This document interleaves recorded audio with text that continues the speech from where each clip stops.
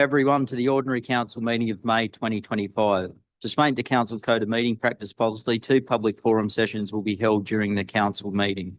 1 public forum session will be held following the acknowledgement of the Broken Hill mining history to hear submissions from the public on matters listed for consideration at this meeting, and also hear submissions on general matters. At the other public forum session will be held prior to the confidential matters and will consider submissions from the public on matters considered by council at this meeting only. All councillors undertook an oath or an affirmation at the beginning of their term of office and declared to undertake the duties of the office of councillor in the best interests of the people of the Broken Hill local government area in the city of Broken Hill, and that they will faithfully and impartially carry out the functions, powers, authorities and discretions vested in them under the Local Government Act or any other act to the best of their ability. This council meeting is being streamed live via YouTube and recorded and published via council's website.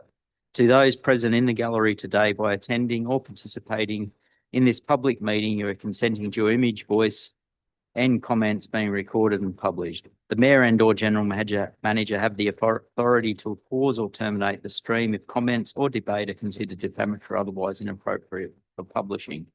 Attendees are advised that they may be subject to legal action if they engage in unlawful behaviour or commentary. We have nil apologies.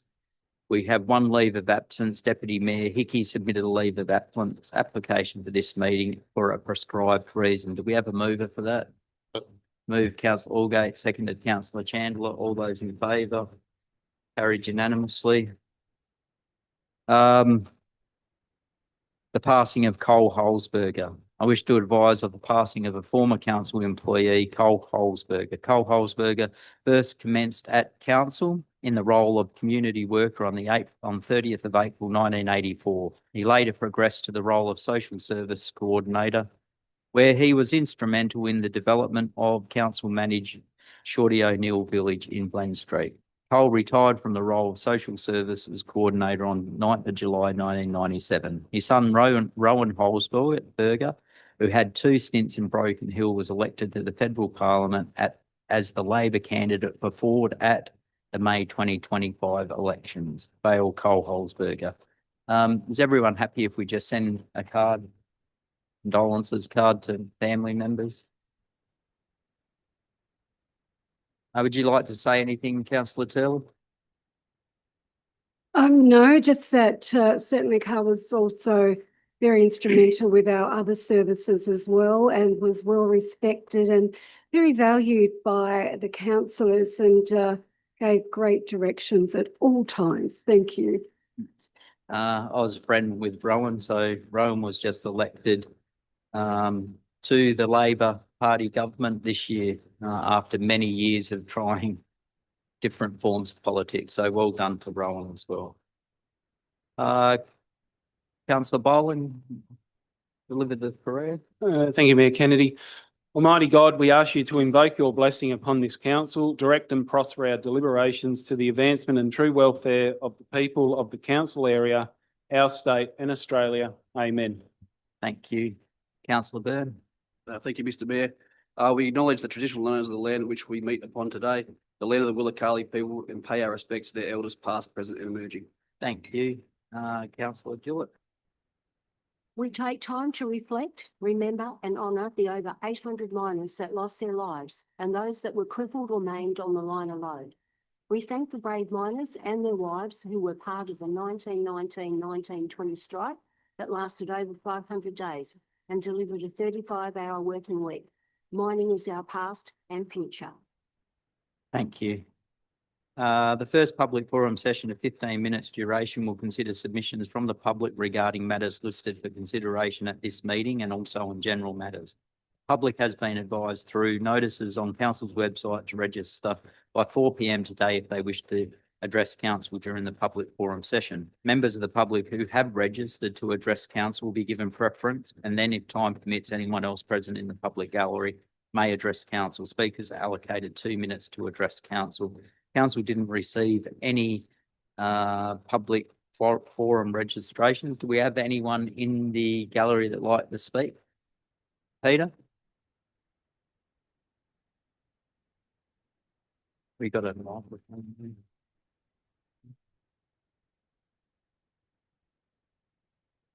Just grab your microphone, Peter.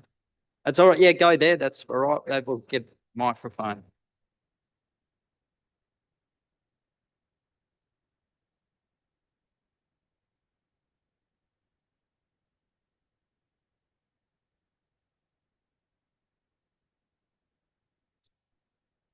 Hello. Yeah, I'll just keep it very short. A little bit more news about the clubhouse. And that's the fact that I think they've got 23% Indigenous, identified Indigenous enrolment. So that's a significant amount. And as far as I understand, their last day of operation is the 19th. And any press, please confirm with the actual workers. Yeah, so I did a quick walk to Indy, 1.5 days, and 4 days, four and a half to Ivanhoe. Then there's rain, the roads been slippery, came back here. I missed the train to get back out to Ivanhoe today. So that's basically it. Oh yeah, look, keep it very quick. The general thing that I have found in talking to people in the bush is that not only do they want STEM education, they would like it down as young as 8 and 10 years old. They feel there's a real gap there. And in my thinking, in terms of STEM strategy, there should be a pipeline that we build one section and the next section build it up incrementally. That's pretty much all I have to say. Sorry, I didn't make it all the way to Canberra yet. I'll see how it goes. Congratulations on your walk as well, Peter. Oh yeah, Well done. I raised a small amount of money, and thanks Daria for the mint slices. They were excellent. Yes. What do we- all right, Well see done. that. No, well done. Look, we'll continue to do what we can to try and keep that in some form. I don't know how it's going to go. It doesn't seem to be very positive when it's coming to talking to the government. But hopefully we are able to at least have that equipment that's there transferred to in some form, so we're able to continue the program in some form in Broken Hill. Any other speakers? Yep. Just if you could say your name for the tape, that'd be good. Hi, my name's Sam Morrison. I'm from the Broken Hill Clubhouse. I'm a program worker, and I just wanted to say thank you to the council, mainly from our young people.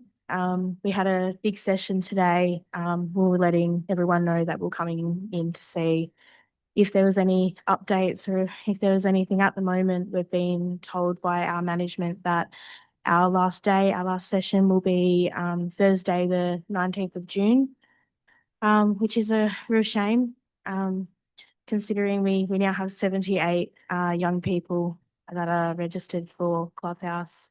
But yeah, I just wanted to say thank you very much for the hearing from everybody, and yeah, for everything that you're doing to help us. Yeah, thank you. We'll continue to go until there's no time left, but even after that point, hopefully that at the very least, we're able to get that equipment transferred to a like organisation, and then at least it can be re-established at some stage, or you can actually continue to have those 78 kids involved in some form. Because at the moment, just speaking with the organisation and the funding body, at the moment it belongs still to the funding body. So there's still you've had no update on that, no. So we'll continue to try to at least get that equipment that was funded through the grants transferred and keep it in Broken Hill. So if we can get some other way of running it or operating it, we can do it, because a lot of the equipment's still here. Minutes for confirmation. Do we have a move, councillor? Yep. Mr Mayor, I'll move them, but just a slight amendments needed. Yep. Apparently Councillor Boland was a leave of absence, plus he attended the meeting. So I think he was a leave of absence, and Right. where they've got him present as well. So I'm happy to move that. Yep. Move councillor Turley with the amendment, seconded. Councillor Jewett, any other comments on the minutes? All those in favour? Declared carried. unanimously. Disclosures of interest. Do we have any disclosures of interest? Nil disclosures. Mayoral minutes, nil. Notice of motion, nil. Notice of rescission motion, nil. Reports from delegates, nil. We move on to committee reports, infrastructure and environment. So if everyone looking in the papers, it's on page 22. We have a mover for the draft voluntary planning agreement. Moved Councillor Page, seconded Councillor Turley. Councillor Page, you'd like to speak to that? No, any councillors speak to that? No, Mr. Mayor, can I just add comment because it's important we update our policies. But can I ask through you to the general manager, are we going to review our rate structure as well to include renewable energy? Because I'm just wondering for Hydro Store, how we're going to maximise opportunities for our ratepayers. Thank you through you, Mr. Mayor. We'll be working in the future for renewable energy projects in line with what other councils have done in the renewable energy zones for their contributions, and that did form a part of the Crown Lands lease, but not for Hydrostore. As councils be aware, we've already negotiated and approved the voluntary planning agreement with Hydrostore, and they didn't fall under the specific terms of a renewable energy project. They've certainly got the Crown Land lease payments that are being paid to the Crown, and a portion of that will come to council, as well as our voluntary planning agreement that we've previously negotiated. Thank you, Mr. Mayor. Thank you. Any other comments? All those in favour? Carried unanimously. Move to Finance and Government Committee on page 38. We have a move for item 1, quarterly budget review statement. Move Councillor Boland, seconded. No. Councillor Holgate, Councillor Boland. Thank you, Mayor Kennedy. First of all, good result, great result in surplus before capital. And the projected net capital budget expenditure of 37.1 million, which is good. City's looking good, lots of things happening. Operational budget result, great to see the support of the Disability Expo and the film festival. Good work at the art gallery.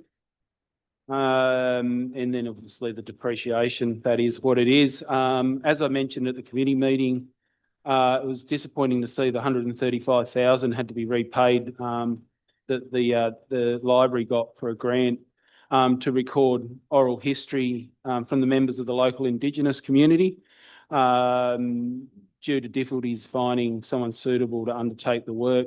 Very disappointing, and obviously we had it was robust discussion at the committee meeting that recording oral history of the local Indigenous community is very important, and recording oral history of since European settlement out here is really important as well. There's a lot of knowledge that could disappear, and I did know the general manager made note that he'll present a report or a quick verbal on why that project couldn't go ahead. And why the grant had to be repaid, so that's disappointing. But further on, everything, the budget's looking good, and there's additional work for additional expenditure for the South Sport and Rec Centre, which had some issues out there.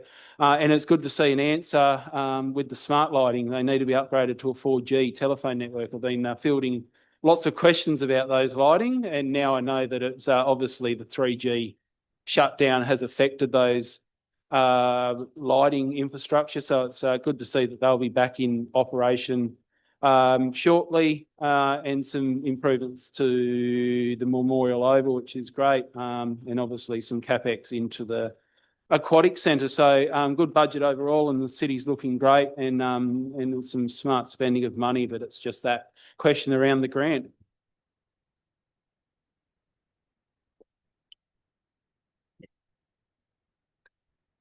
Thank you, Mayor Kennedy.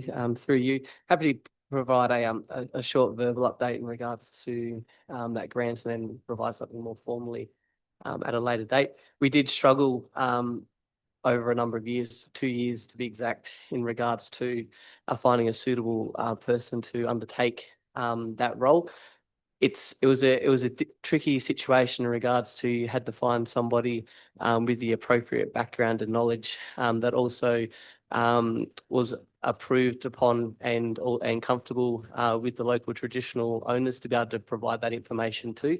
We were successful in late 2023, I believe it was, mid 2023, when we did actually have a person that was on board. They came online, but within 2 days they had a medical episode. Unfortunately, had to tender their resignation. We then struggled for a further 18 months to find somebody. We then came across some consultants that were able to fulfill and provide that role. We sought approval from the Office of Gambling and they gave us approval for that role. Again, there was no commitment with contracts and costings that could be firmed up with a signed agreement. They didn't work in that fashion. And we had 4 months prior to the grant needing to be completed. Otherwise, it would have to be returned. It posed a risk to council that we would end up funding more than what the grant opportunity provided. So we didn't have a contract in place at any rate, tendered the resignation of those services and spoke to the Office of Gambling to return the funds. It is our understanding that those funds are still available for this local project for an alternative group to undertake it, but it's something that council doesn't have capacity to do at this time from a staffing perspective. Thank you, Mr. Mayor. Thank you, General Manager. Any other comments? All those in favour? Carried unanimously. Item number 2, the investment report for April 2025. Move that, right. Move councillor Boland, seconded councillor Allgate. Councillor Boland. I think, Mayor Kennedy, I'll just bring the report up after the GM's verbal report about that was quite complicated process, the last one there. The investment report's looking great, balanced and good, and it's just what we want to see, make sure that the ratepayers' money or the community's money's looked after. With inflation ticking up a little bit today, we've got trade wars going on, very interesting time, but it's good to see that very balanced and in safe investments, which is where we want to put our community's money and make sure we can keep improving the city going forward. Thank you, councillor Boland. Any other comments? All those in favour? Carried unanimously. Item number 3 on page 78, nomination for the appointment of community representatives to the 355 committee. Move the recommendation. Move councillor. Second, councillor Turley. Move councillor Allgate. Councillor Allgate.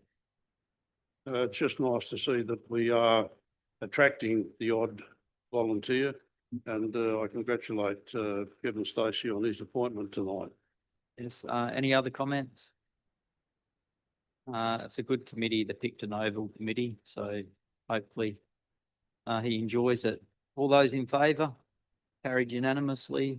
We move on to further reports. Item number 1 is the eligibility of the 88 Days Australian Program for Rural and Remote Areas on page 85. We have a mover for I'll that. move the recommendation with an addition. I'll move the recommendation as it stands. Move councillor Allgate, seconded. Councillor Chandler. Councillor Allgate. The deputy town clerk brought this to the deputy mayor, brought this to the attention of the last council meeting, whereby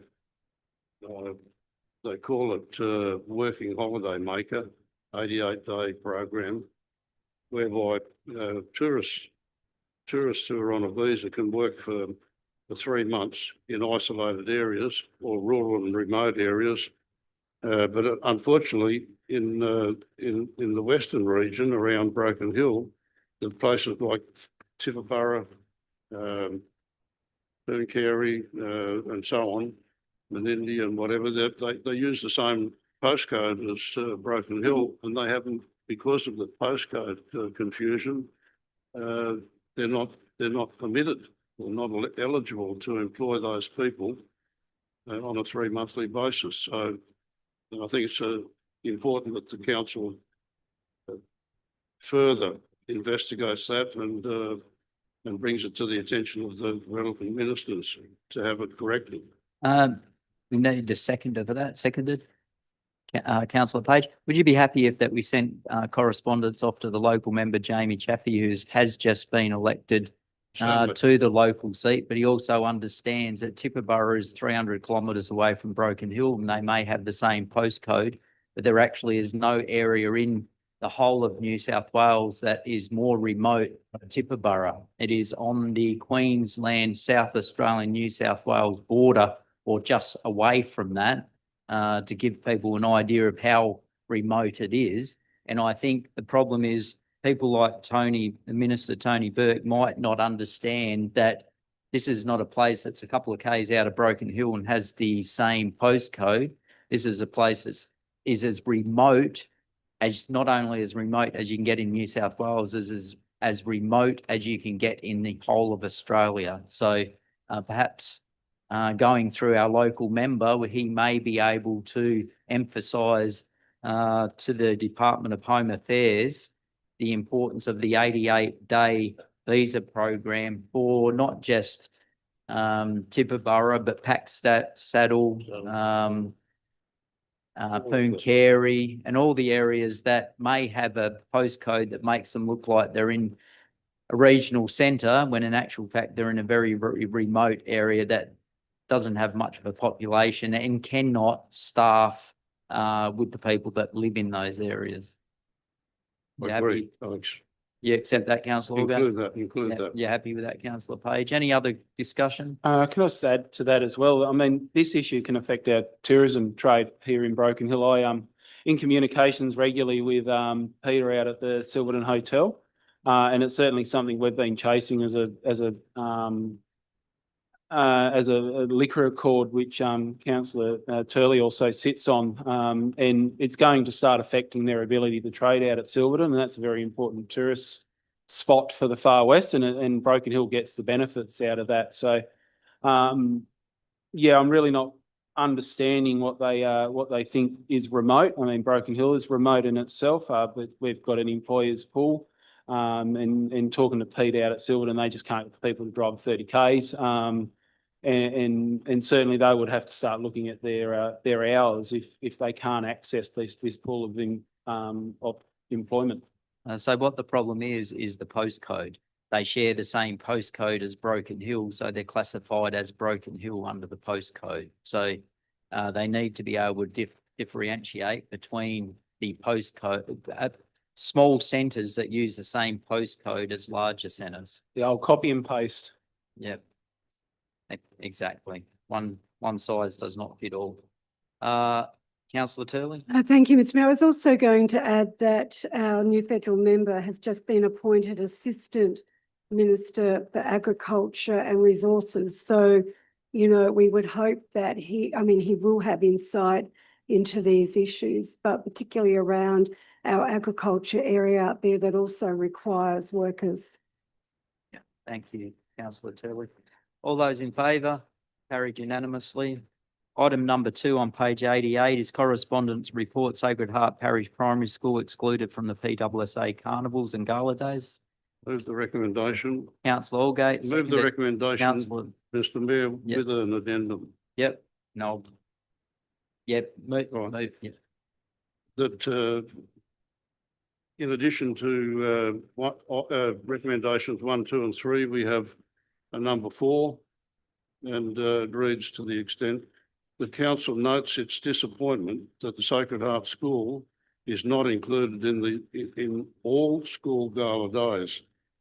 The council calls on the Broken Hill PWSA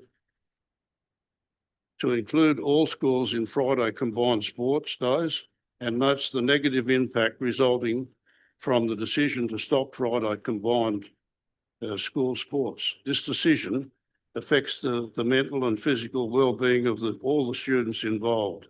I think it's important that we emphasise that it's very divisive to isolate one school at the expense of all others, just because it's a private school. And I don't know what drives this, but I don't think it's a good thing, and I think we should try and get to the bottom of it. Thank you. You're happy to still second, Councillor Byrne. You'd like to speak to your motion, Councillor Allgate? I think I've done enough, thanks. Councillor Byrne? Yeah, thank you, Mr. Mayor. Look, I find it quite ridiculous that we're still talking about this, and that we have principals in this town that are actively excluding children from sporting activities. So, like, echo what Councillor Allgate said, and maybe in our continuing advocacy, we advise the Education Minister that the public school principals are still excluding Sacred Heart, despite her the assurances to her that they are able to participate. So what's in the correspondence is that Sacred Heart is able to participate in gala days that is organised by sporting organisation. There's only one gala day usually that's organised by a sporting organisation, and then that is the rugby gala day. The others are in school gala days, and they include Aussie rules, soccer, basketball, netball, hockey. So there's a number of other sports that would not allow them to participate. But just going on, so I do understand what you were saying there, Councillor Allgate. You're also lobbying or advocating and contacting the local PWSA to reinstitute the Friday combined sport days, which rather than just, and you're still happy to support that. So yeah, I couldn't agree more. That finished in about 2011. It has a dramatic effect on sport in Broken Hill and the participation amongst children in local sports. Without a doubt, if it wasn't for the local sporting organisations and the stronger sporting organisations of netball, basketball, soccer and Aussie rules, we would be in big trouble as far as sports going on in this city. Once upon a time, it was schools that led sports that then went into those organised sports, after school sports. It kept feeding into it. Cricket, for example, is struggling big time. When you've got old fossils like myself still being able to get in a team and perform well in a team, it means there's not enough young children coming into the sports. And that's because they no longer have that access via the combined Friday sports. Councillor Byrne, who's involved in football, would have noticed the drop-off in access, and only kids that are coming directly to the clubs are good at those sports. A lot of the children that don't play football aren't that capable of even kicking a football properly. Every kid in Broken Hill, whether they played Aussie rules or they didn't play Aussie rules, were able to kick the ball really well and could play in just about any Aussie rules team in Broken Hill or out of Broken Hill. The reality is now, unless you're part of organised after-school sport, you are not that good at playing sports because you haven't developed it during your school years. So I think as a council, we need to let the local PWSA know, but also the Minister for Education, the Honourable Prue Carr, who's been very helpful to Broken Hill with the Willie Armour build, and also listened to any concerns that we have put through from this council. We need to, as far as possible, get that program going. It may be difficult, and schools have obviously decided not to do that for a number of reasons, whether that is the access to teachers or people that are capable of administering those sports themselves. But we as a council, if that is the reason, then we need to lobby the state government to make sure the resources are made available to those public schools so they can reintroduce it. We only have a 38% participation of children in after-hours sports in Broken Hill, which is about half what the state of New South Wales has. So in Broken Hill, we should have access to sport more easily than everyone else, but at the moment we don't. So I agree totally. Is there any other speakers? All those in favour? Carried unanimously. Item number 3 on page 92 is correspondence report, quarantined funds for the Cobalt Blue Holdings Limited Transition Critical Minerals Battery Recycling Project. We have a mover for that. Move Councillor Gillett, seconded Councillor Jewett. Councillor Gillett. Besides the first 2 recommendations, I really think that we should have a third recommendation there, and we need to reply to the letter from the Minister for the Regional New South Wales. It was a very disappointing letter. The response was not, I don't think she understood the importance of cobalt blue. The potential, and if it becomes redundant, it's a slap in the face for renewables, which are really paramount and which the government are really pushing for. So you're just a reply letter or send a reply letter to the minister, just reaffirming our position and the importance of cobalt, the cobalt facility to Broken Hill and the potential future employment options for us. Yeah. You're happy to accept that, councillor Jewett? Yep. We have any other speakers? Thank you, Mayor Kennedy. Councillor Boland? Yeah, thank you. Sorry. This is a very important project and something I've spoken on several times and something I've been advocating for. It's a perfect area for recycling.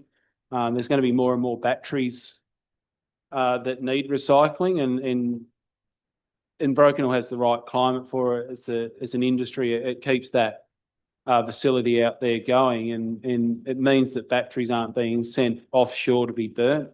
They're being recycled onshore, which cuts down their carbon footprint as well, because they're not being transported halfway around the world to be burnt. And as we move more and more into battery and EVs and everything has batteries in it now, recycling that material is going to become more and more important. And this is a shovel-ready project that our green government, or our green credentialed government that's just got re-elected, should be jumping all over, because it's a great project and we're going to need it going forward if we're going to transition or decarbon our economy. This is shovel-ready, as I said, ready to go. They really need to look at it. Councillor Byrne? Yeah, look, also maybe we just include Penny Sharp on that as well as the Minister for Environment and Clean Energy. She'd probably be really interested in a project like that. Yeah, I think so. You happy to put that in, councillor Jewett? Yeah. Councillor Jewett? You happy with that? Yeah. Any other speakers? No. All those in favour? Carried unanimously. Item number 4 is on page 96, correspondence funding for the Broken Hill Region Airport. We have a mover for that. Councillor Jewett, seconded. Councillor Allgate. Councillor Jewett. I'd like to move that, but add an item 3 that basically that the mayoral correspondence that was sent while they were in caretaker mode be resent for further clarification on the originals. Yeah. So you just want to resend the correspondence because Resend the correspondence. the correspondence now that said we you're out of can't care- do anything as a caretaker. Exactly. Yep. Seconder. Yeah, happy to accept that, councillor Allgate. Yep. Any other speakers? Look, this can't be emphasised how important the regional airport and the upgrade at the airport is. It's $15 million for an upgrade that will last 25 years, as opposed to in the next 12 to 18 months, council will be spending around $10 million to resurface a runway that will give us 8 years. If we do not get this upgrade shortly, we will be, as a city, wasting $8 to $10 million resurfacing a runway to the current standards that will last eight years. It needs to happen, and it needs to happen quickly. All those in favour? Carried unanimously. Item number 5 on page 99 is funding for upgrades to the Broken Hill Regional Airport to support larger aircraft during times of emergency. We have a mover for that. Move that way. Councillor Boland, seconded. Councillor Jewett. Councillor Boland. Yes, flowing on from the last item, and this is important as well. We've seen during the Far West power outages last October into November, we could have got generators on the ground a lot quicker if we had an airport that could support larger aircrafts. And it's an important upgrade, and it goes along with the runway upgrade that you spoke about in the last item. And also Broken Hill's a waypoint for aircraft that are flying to Adelaide or wherever they're going, Perth. And having another airport they can land in an emergency is vital. There was a Virgin Airlines aircraft a few years ago that ran very, very low on fuel because there was fog everywhere in Adelaide, Melbourne, all across the capital cities, and they ended up bringing it down in Mildura, which had fog, but it wasn't as thick. Broken Hill had no fog that day. So there's another example on why upgrading this airport to be used during emergencies is such an important project, and maybe they can add it in with the runway upgrade, because really $15 million is pocket change to most governments, every government, in fact. Except ours. Thank you, councillor Boland. Any other speakers? I just mentioned the fact, Mr Mayor, that the upgrading of the runway is the most important aspect of having the ability for larger aircraft to come in on a regular basis. And if we are able to get larger aircraft, the seat prices should drop appreciably, and that'll be good for tourism. So, you know, everything, it seems crazy that on the one hand, the government, various grant monies have been, to the total of $10 million have been found to do up the aprons and the taxiways. And yet we're having all the trouble in the world to get money for the airport runway. The runway is the heart of the whole business, and without the runway, the whole thing's a real big problem. We from a tourism point of view, from an emergency point of view, from an everyday of the week traveller's point of view, we need that runway updated. Councillor Boland, are you happy to move that we also write to Jenny McAllister, Emergency Services Minister, who was re-elected, thanking her for her help during the blackouts and also for her advocacy to tell us about the funding opportunities through the emergency services and emergency resources, and thank her to an election win. Yes, most definitely. And hopefully that'll look good when they come around and have a look at the grant funding so we can get our airport upgraded ASAP. Would you like to also invite her out to see the local airport? Yes, I think that's a great idea, and she can have a look how important. I think the minister's already got a good indication on how important that airport is, but seeing it in the person and on the ground, I think would be very beneficial to the city. Thank you, councillor Boland. Councillor Allgate, you happy to? Yep. Any other speakers? All those in favour? Carried unanimously. Item number 6 is annual fees for mayors and councillors. We have a mover for that. Councillor Jewett, seconded. Councillor Chandler. Councillor Jewett. I'd like to move the recommendation as is, but with an amendment to item 4. Yep. That the council endorses an increase. Endorses the 3% increase, annual increase to the minimum To the mayor. to the mayor and councillors as per the tribunal determination. Yep. We have a second. Oh, we had a second for that. Councillor Chandler, you happy to add that bit? Do we have any speakers for this? All those in favour? Carried unanimously. Item number 7, appointment of councillor delegates to the 355 Broken Hill Heritage Advisory Committee. We have on page 153. Do we have a mover for that? Move the recommendation and call for nominations. Councillor Allgate moved, seconded. Councillor Byrne. Appointment of 3 delegates to the advisory committee. Do we have anyone that wants to nominate for the heritage? Mr Mayor, I'd like to nominate. Councillor Turley, any other councillors? It's an important committee. I'll nominate. Yep, Councillor Boland, Councillor Chandler. Any other councillors? No.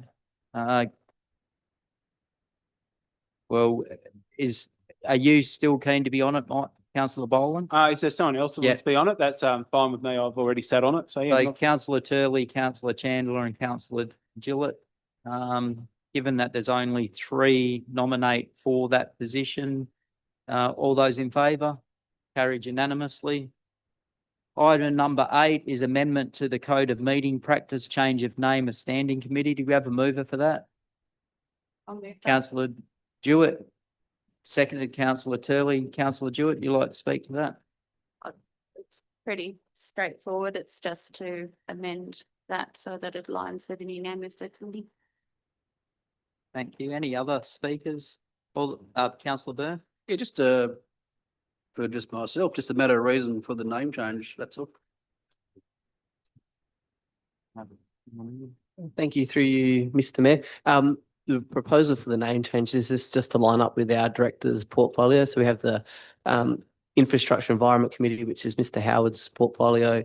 And then it was a little bit messy on the committees for community development and our finance and governance committee between our other two directors, Ms. Newman and Mr. Brown. So it's now separated that they have that one report. Their reports go into one committee, but also gives that opportunity for those committees and the committee chairs to meet with those directors as well, to go through reports and have a bit more involvement in the committee meetings. Thank you, Mr. Mayor. Thank you, General Manager. All those in favour? Carried unanimously. Item number 9 on page 207, change to the scheduled date of the June 2025 Ordinary Council meeting. Do we have a mover for that? Councillor Byrne, seconded Councillor Gillett. Anyone speak to that? No? Just so everyone understands, it is the first Monday after the Wednesday, and that is because there's a few people won't be available at the meeting. All those in favour? Carried unanimously. Item number 10 on 209 is the draft footpath restaurant setting policy for adoption. Move the recommendation. Moved Councillor Allgate, seconded Councillor Byrne. Councillor Allgate, would you like to speak to that? Only to say that it's an update of a very old policy dated back in 2006, and the new policy reflects the movements and the changes that have been made over a period of time. I think it's a good policy. Sometimes there might be some inconvenience in certain areas because of the placement of tables and chairs and that, particularly with women with prams and gophers and things like that. But I think it's an ideal situation. Argent Street has developed into a real alfresco type block or block and a half, and it's good to see. It's good to see places like Argent Street on a Sunday morning thriving with all the coffee shops, you know, running a good trade. I think we should encourage sidewalk restaurants wherever we can, and if we do get complaints at odd times, we deal with them as and when they come. Councillor Byrne? Yeah, thank you, Mr. Mayor. This is a great policy. I've watched this one closely. I know it's an update, but I've seen the positive impacts that these kinds of outdoor dining has on areas. My parents have a house in Adelaide close to a restaurant area, and they recently moved into this space, and the impact on the area is tenfold. You've got more people in the area. The vibe's better. It just draws people in. So let's hope that has the same impact here. And you can only see, like Councillor Allgate said, the town square is not exactly on the footpath, but on a Sunday morning or any morning, there's always people out there having something to eat, having a coffee, and that area has been worth its weight in gold. So, yep, great policy, and let's hope the restaurants take it up. Any other speakers? Yeah, agree totally with particularly the town square and the huge positive it's had in the sense of community, and what this policy attempts to do is recreate that in other areas. We don't have a town square everywhere, but we can certainly encourage the community to come together through eating, and it's one of the best ways to get people talking and have that sense of vibrancy that we want to create in the city. So I support it as well. All those in favour? Carried unanimously. Item number 11 on page 229 is the draft Broken Hill City Art Gallery Strategic Business Plan for Public Exhibition. Do we have Councillor Chandler? Seconded. Councillor Turley. Councillor Chandler? I'd like to defer this to be put on public display. There's a few things in there I'd like to discuss a bit further. And Or do you have to workshop to go through it? yeah, Yeah. for sure. So defer to a workshop. Who seconded that? Councillor Turley, are you happy to accept to go through the strategy? Is there anything that could be addressed tonight?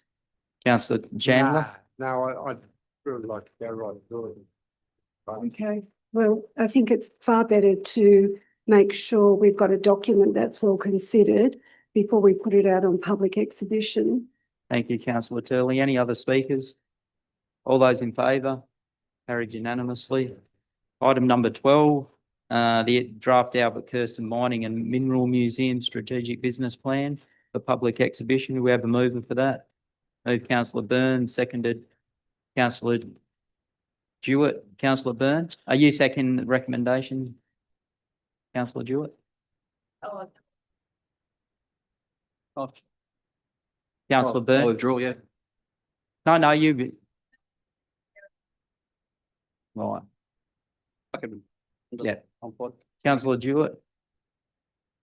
Only for the same reason, so I'd actually like to have a briefing on this one as well before it goes to public display. I just also had a few queries that I didn't think, Are you happy That I to was- move that still, councillor Byrne? I wasn't happy to agree tonight. I just wanted to have a briefing first before, and then happy to put a display after.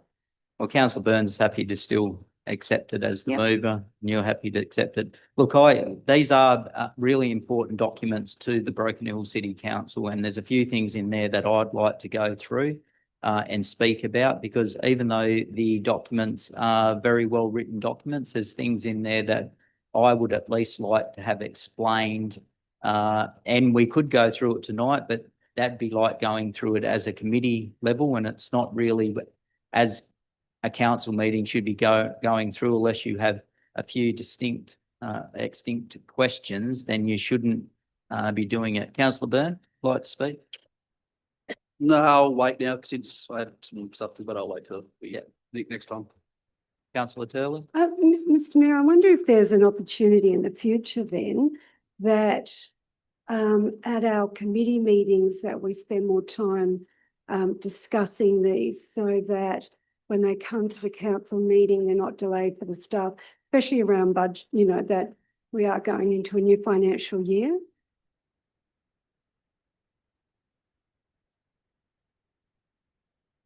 Okay, right. So just to explain that, these were the reports that did go to the committee meetings that didn't have the quorums. So they come straight to the council meeting. So normally those would go through the, So, Thank you for that. Yeah. Thank you for the Councillor- explanation. Councillor Page and then Councillor Byrne. Councillor Page? Mr Mayor, could we have a briefing on these issues rather than just go to an individual committee? Because we all like to be up to speed. So whether we could have a briefing from the GM or whoever in regard to this issue, and we can just casually talk it through at a briefing. Well, that's what we're doing for these ones. And even if they go to committee level, if you believe that everyone needs to do it as a workshop, then you really need to put the recommendation from the committee that it needs to be addressed via a workshop. I'll leave it up to the overall committee, but I think everyone needs to be up to speed with the issue to, when it comes to vote on it. If we can all listen to each other's opinions and views, you could come up with a better policy. I agree, councillor Page. I agree. Councillor Byrne? All those in favour? Carried unanimously. Item number 13, community assistance grants awarded in round 1 of 2025. Recommended amendments to the community assistance grants policy on page 323. Move the recommendation. Councillor Allgate, seconded. Second. Councillor Jewett. Councillor Allgate? Thanks, Mayor. There were 13 applicants on this occasion, which is quite a lot, to be honest, and the committee sort of waded their way through the 13 applications, and a few were knocked out. But it was important, my understanding is it's important that those people that apply, whatever their grant money is being expended on, it will entitle a benefit to the whole community. We need to make sure that people that make application for these particular grants are spending it in the right way. And so it's the job of the committee, the grants committee, to weed out those that we didn't think were appropriate. In suggesting that the committee, and I agree, as the chairman of the committee, I agree that there's three recommendations that are important. The first one being that we include a clause to cap the amounts, the amounts of the grants to $5,000 for successful organisations. But the reason behind that is that some are requesting $10,000 grants or more, and that reduces the amount of money that you have to spread out amongst the others. So I think it's only reasonable that we set a cap limit, and the limit be $5,000. We also said that include a clause that limits eligible organisations from receiving community assistance grants to once biennially in the financial year rather than every financial year. We've had some particular organisations that have got grants year on year, and when that happens, that is also at the expense of others. So I think it's a good idea that we limit that, and by introducing alternate years that they can apply. The other thing is to include eligibility clause that prevents organisations who receive government funding for other purposes from applying for the community assistance grants.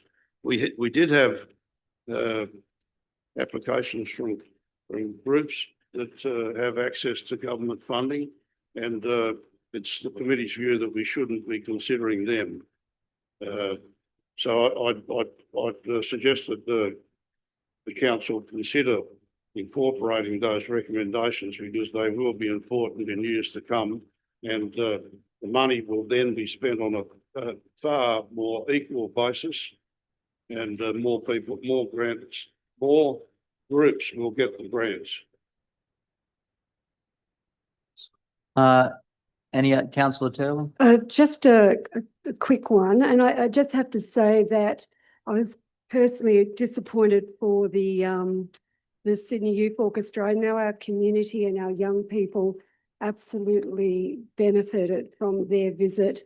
I think it was 2 years ago, maybe 3 years ago, and it was also an opportunity for our young musicians to have workshops, and also our more experienced BIC band members and local orchestra members to have that opportunity to play with experienced, well, not with young emerging musicians. So just a personal thing. I just wondered, Mr. Mayor, was there any agreement going back many years ago about the Broken Hill Repertory Society, and that we make contributions to? Just about to add to that, if if the movers and the seconder would agree. So I agree with the $5,000 limit, but there's historical agreements that are in place with rates and other groups, particularly when we had a boundary expansion. So if at number 4 we add that an MOU be written with those groups that have historically been able to get rate relief through council, which went to the community assistance grants. If you would be happy with that, Councillor Allgate? Happy with that, Councillor Turley? Oh, you, Councillor Jewett, you happy with that? I'd also make one. I'll just wait for Councillor Turley. Thank you, Mr. Mayor. I should declare, and I'm sure there's others here that are patrons of the Broken Hill Repertory Society, but don't have any benefit from being a patron except loving the arts. Yes. Councillor Allgate? I'd just like to add as a final thing, the help from the council staff, Lisa and Emily, was so valuable to me as first-time chairman on this particular thing with so many applicants and the scorecards. Their valuable input helped me unbelievably. Councillor Boland? Thank you, Mayor Kennedy. May I recommend running a workshop or a briefing on the changes, proposed changes, so the councillors can get an understanding of the changes and then move them through a committee, or is that just not required with this kind of changes? It's not really required unless you don't understand it. If you do understand it, so they're pretty straightforward. We're talking about capping it. So being a part of that group, and not that I've attended for a little while, but I do read the documents. Most are below the 5,000. Occasionally there's some above that 10,000, but if we cap it at 5,000, because they're meant to be small community assistance grants as opposed to big grants. The second thing is we, as a group, when you're involved with that, you do start to see, once people notice that they can get money for that, there continues to be money asked for, even probably when it's not necessarily needed, because it becomes an easy source of revenue. So they've gone to talk about the biannually there because it's to give everyone an opportunity, because occasionally where there's 40 odd $1,000, $45,000 odd dollars available, this one was well over 70,000. So you are watering down what's available because some people are putting in requests that may not be necessarily urgent. And the other thing that's spoken about here, and it has been in the past, that we've even had organisations that are getting government funding from places as far away as Sydney, and they look in and see that there's grants available, and you have organisations that are not only not local, they're government funded because they see our grant policies and realise they can apply. So I'd assume that was spoken about during the community assistance. Like Councillor Turley, very important, the youth orchestra. I don't know, I wasn't at that meeting. If Councillor Allgate, what was the feeling at that meeting? The youth orchestra. Well, we didn't think there was any specific benefit to the local community as such, as a whole. I mean, you can look at lots of things, but the discussion that took place indicated that our emphasis was given to those particular groups where You mean they're locally based? there was a benefit to the whole of the community, not to small pockets of the community, but to the whole of the community. So it was just a weighting issue, and because there was too much money expended as Exactly. opposed to, Exactly. so, right, I understand. Because it was 70,000, if it was another time where there was more money available, but you had to wait on a criteria which would give the most benefit to the local community. Well, out of the 13, we had Cole, the scorecards give a priority. yeah. The community members voted along with myself, and what we come up with was what I thought was a pretty fair assessment at the end of the day. I didn't agree with all of them, but it was a ranking system based on what? But the scorecards told the story, and that's what we based it on. Yeah, thank you.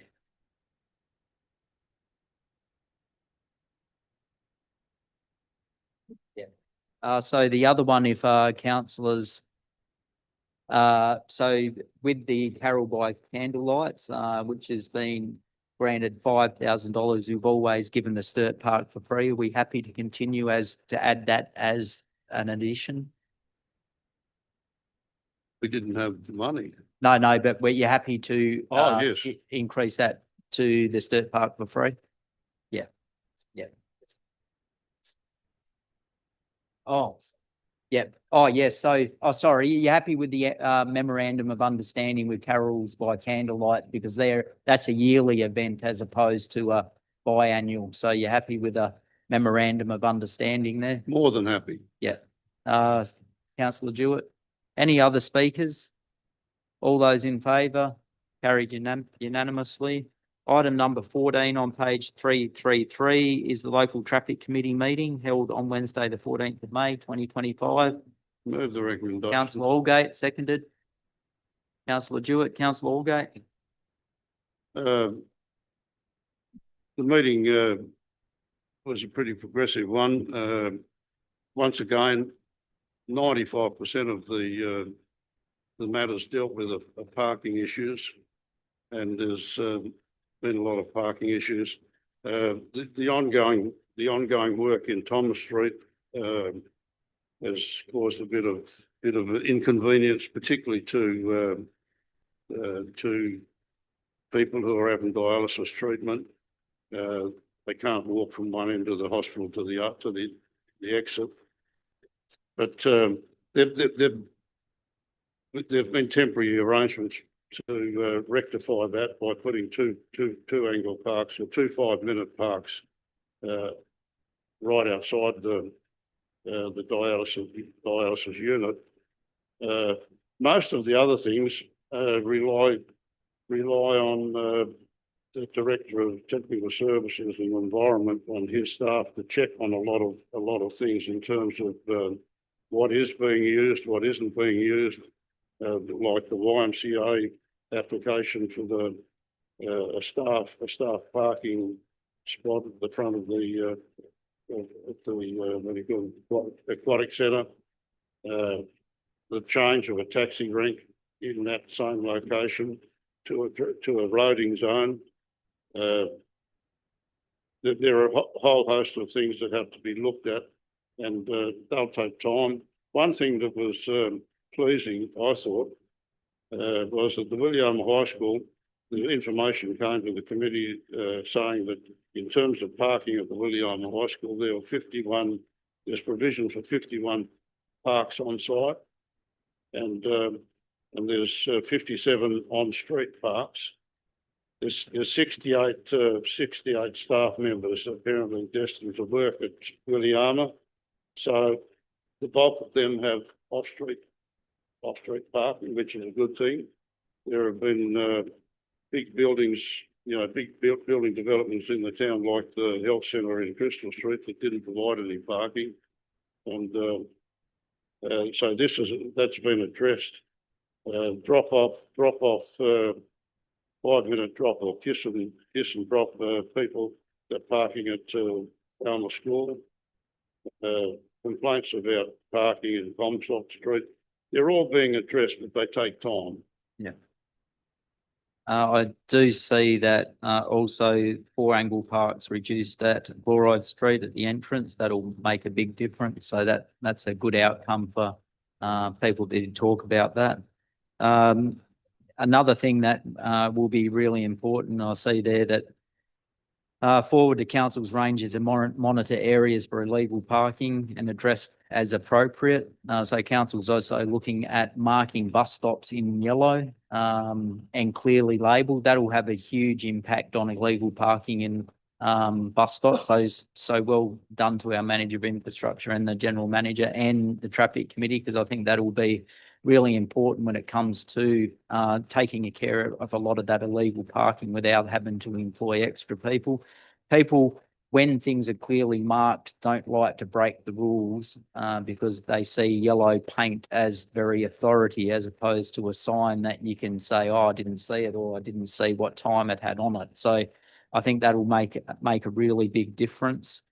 So I thank you, Councillor Allgate, and Manager of Infrastructure, for putting council's views forwards on that traffic committee and taking back the feedback from the other organisations that are on it, because it does help Broken Hill community as a whole if we get a really good street management plan across the city. Councillor Allgate. I just might add that Councillor Turley's request for disabled parking is to be considered, and there's also an application by the PCYC to have a bus stop zone, and that's with the Director of Technical Services. But that particular area with the apron and the median strip is I'm not sure how you can fit a bus zone in there or a bus stop in there, but as you said, the exit from what I thought was the rear of the hospital, but is the front of the hospital, that exit with the angle parking right up to it has been overcome, and that really is a big plus, because that was a real black spot there. Thank you. Any other speakers? All those in favour? Carried unanimously. Item number 15 is the action list report. Do we have a mover for that? Move councillor Gillett, seconded councillor Byrne. Councillor Gillett? Yeah. I do notice the yellow in there, and if people do notice the yellow, they're historical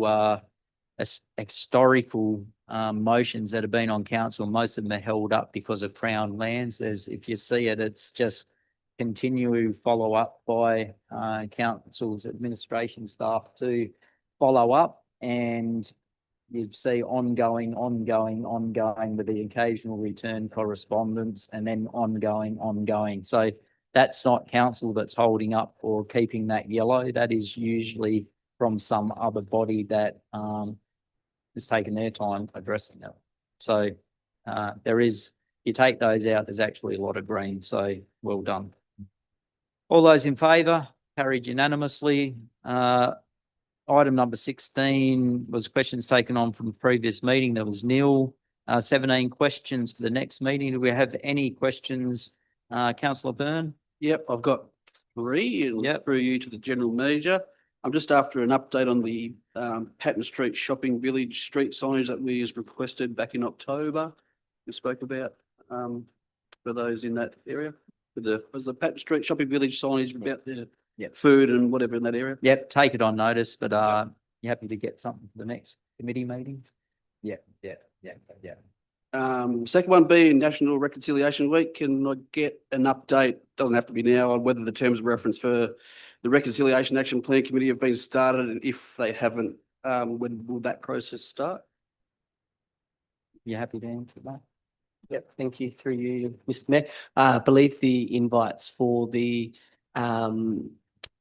Reconciliation Action Group were sent out, circulated today to previous existing members for that meeting to commence. There's a draft terms of reference that will be ready to go to be presented to the working group. Thank you, Mr. Mayor. The third one, I've got a bit of a preamble, and this one's for the benefit of the mayor and general manager and all in the room. So just want to express my deep concern for the recent actions of Southern Cross Care Queensland yesterday. There's been reported that at least 17 workers here in Broken Hill have been made redundant to so-called position duplication. All of those losses from our community and not one from Queensland. So 17 families in Broken Hill have been affected, while no jobs in Queensland were impacted. This raises some very serious questions. Was the proper consultation process followed? Were the skill sets of our local staff properly assessed and considered? I find it extremely hard to believe that not one of our 17 workers that were made redundant here in Broken Hill have a lesser skill set than those of their counterparts in Queensland. Southern Cross Queensland stated that the services would not be impacted, but clearly they have. Apparently maintenance staff will let go of part of this so-called restructure, and I'm led to believe that there's already been some consequences of this. One of the homes was left without hot water for a period of time due to a fault and no one to fix it.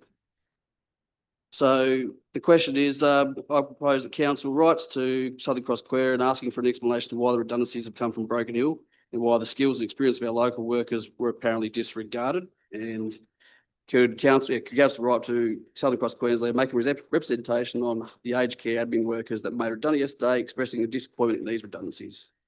So is this a question or a motion of urgency? Well, that's Councillor my Byrne? that's probably my inexperience. If I could move a motion of urgency. You can indeed, if the council would like to accept that. So Well, you have a mover or a seconder? So for a motion of of urgency is that Broken Hill City Council will make representation. just before you do that, just move motion of urgency. Sorry. So move councillor Byrne, seconded councillor Turley. Does anyone have a problem with a motion of urgency on the matters that councillor Byrne spoke about? All those in favour? Carried unanimously. Councillor Byrne, would you like to move your Okay, the motion of the matter of urgency be that the Broken Hill City Council make representation on behalf of the workers of Southern Cross Care that were made redundant yesterday. And that Broken Hill City Council will write to Southern Cross Care, Queensland, asking for an explanation as to why all 17 positions that were made redundant came from Broken Hill. And your other questions? You might as well chuck in your other questions, councillor Byrne, that you asked. That was pretty much. No, you said you had in your speaking, you spoke about that were they contacted? Were they given? Oh, yeah, so was proper consultation followed? Were the skill sets of our local staff properly assessed? Just if you could say it just a bit slow, so Sorry, later. that's it. Can- Were the proper consultation process followed? Were the skill sets of our local staff properly assessed and considered?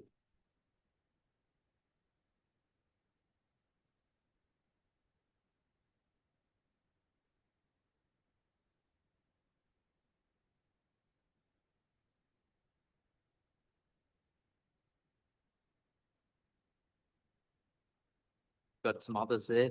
Or was that all? No, that's basically. That was all, yeah. You'd like to speak to your motion, councillor Byrne? Yeah, I'll just read again, just for the room. Look, I express my deep concern with the recent actions of Southern Cross Care Queensland. It's been reported yesterday that at least 17 workers here in Broken Hill have been made redundant due to so-called position duplication. All of those losses came from our community and not one job loss of Queensland. 17 families in Broken Hill affected, while no one in Queensland was impacted at all. This raises some very serious questions. Was the proper consultation process followed? Were the skill sets of our local staff properly assessed and considered? I find it extremely hard to believe that not one of the 17 workers that was made redundant in Broken Hill has a lesser skill set than their counterparts in Queensland. What we have here is a cold, calculated decision from the boardroom 100 kilometres away without a genuine understanding of the impact of our community. Southern Cross Care Queensland stated that services would not be impacted, but clearly they already have been. Apparently maintenance staff were let go as part of this so-called restructure, and I'm led to believe this has already been consequences of this, with one of the homes being left without hot water for a period of time due to a fault. Look, this decision looks like it's been purely driven by bottom line with no regard for the welfare of our local residents. Broken Hill deserves better than to be treated as an afterthought by a Queensland-based management team.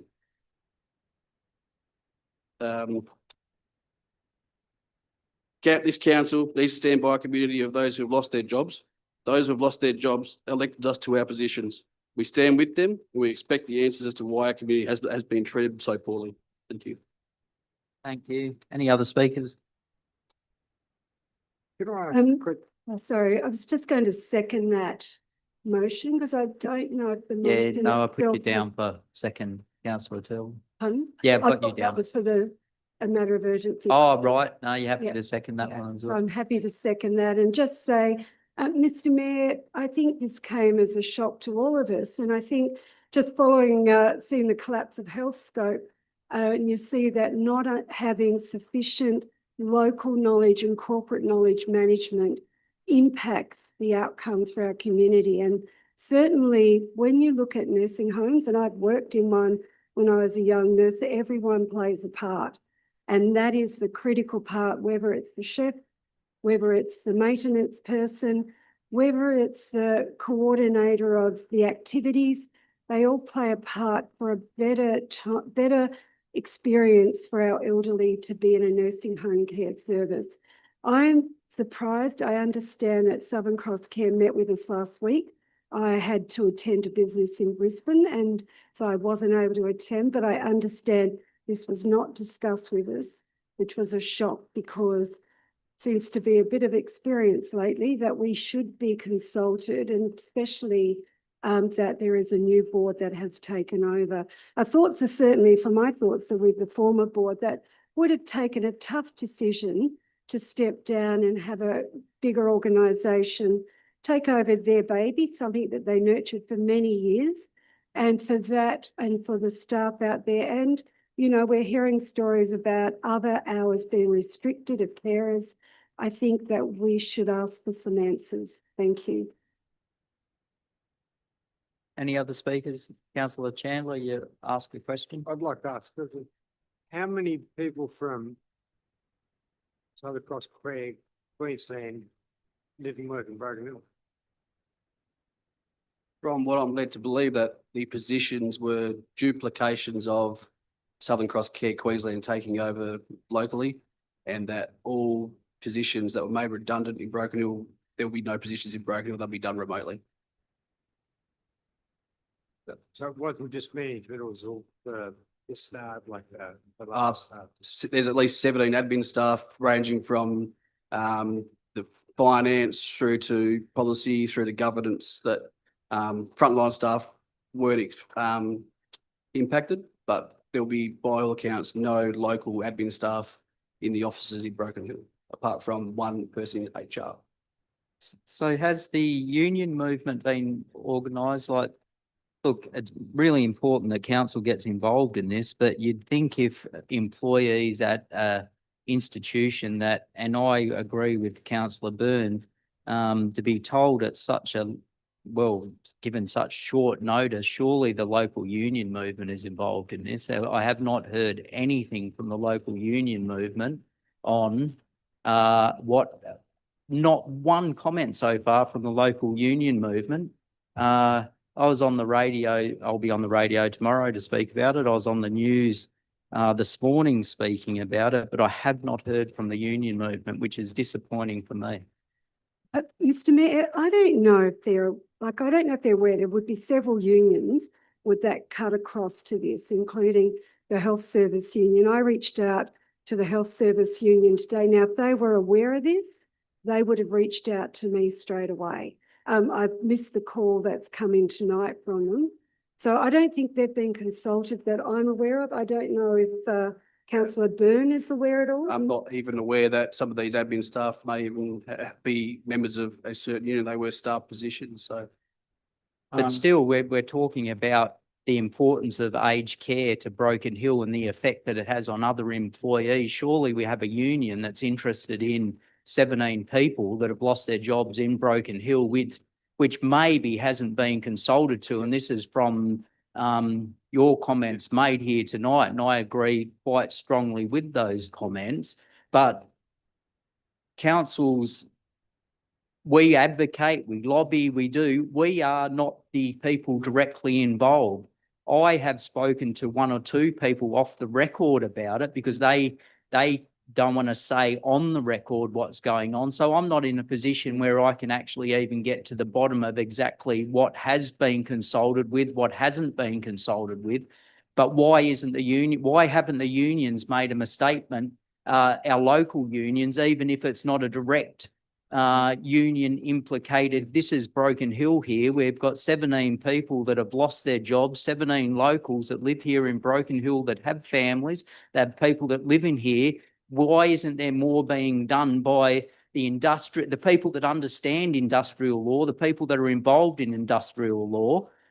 We come here, we'll make our stand, but all we do is we make a political statement that can be used by people that, yeah, that's terrible. But at the end of the day, as a council, our involvement is very, very limited.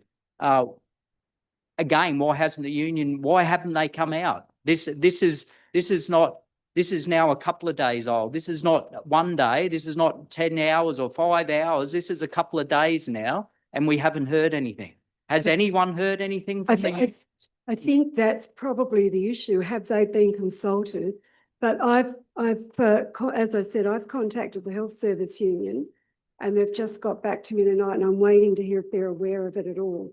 Because it is a standard process under Fair Work that you must negotiate the redundancies with the union. So if they haven't done that, and we're talking about a corporate body that has taken over that, you know, has not come in the best manner. And I think for anybody, I mean, it's just standard that council would be consulted in this process as well as their union. I absolutely get the that. unions are the most But important I'm people. just They saying, are I the don't most think they have important been at people. all. And Well, I'm the wondering- unions know about it now, that's for sure. I There's no can- way that the unions don't know about it now. I can confirm the TEU was in the meetings. I was present around at one of the meetings, and I can confirm the TEU was in all meetings where the staff were informed. They were present in the meeting. So why isn't there been an official statement from the union movement?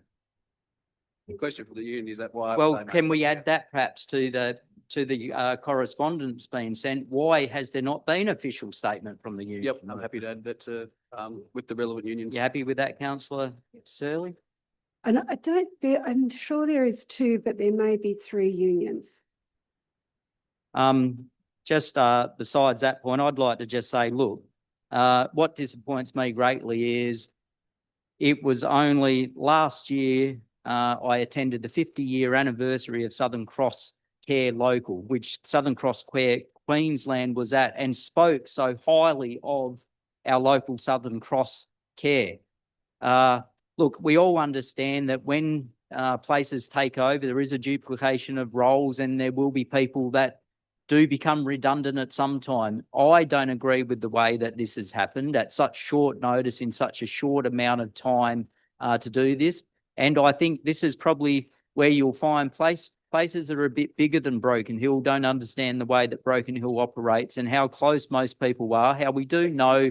We will all know some of those people that have lost their jobs. Every single person in this room will know some people that lost their jobs or know people that are related to those people that have lost jobs. So in Broken Hill, it does have a great effect. We want Southern Cross Care to do really, Queensland to do really well, because it's important that we have a vibrant, successful aged care sector in Broken Hill. And the local branch of the Southern Cross Care was struggling. That was the reason they went to Southern Cross Care Queensland. We need to, and if Mover would also like to add, we strongly advocate for local input into the boards of Southern Cross Care Queensland, if you're happy to add that in the seconder, because you'll find that locals would advocate and say, look, you may need to do this ultimately and restructure, but it is not the best way to do this. This will have a negative impact. It will bring the brand of Southern Cross Queensland into a negative in Broken Hill, when it should be a group that has a highly positive. They're a group that have come along that is restructuring the operations of Southern Cross Care to make sure that it's vibrant and provides services and a good aged care sector. They worked through and made sure that all audits were passed. So we're totally passed and we're completely operational as an aged care sector, which is great. So they had a lot of positive in the community. What's happened here is they've allowed a negative to take hold by doing it the wrong way. If they had more input, and I think it was Councillor Turley spoke about, we had a meeting with the operator of the Broken Hill local Southern Cross Care.